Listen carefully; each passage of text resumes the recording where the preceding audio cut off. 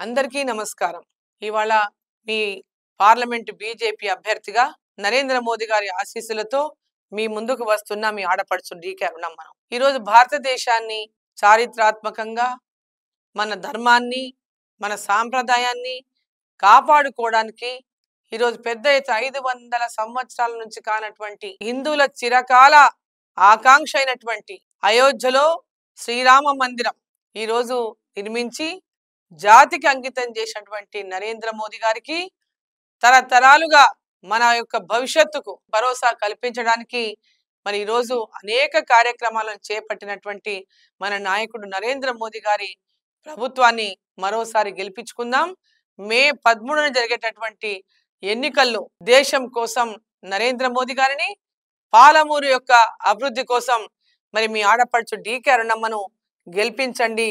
కమలం పువ్వు గుర్తుకు ఓటు వేయండి.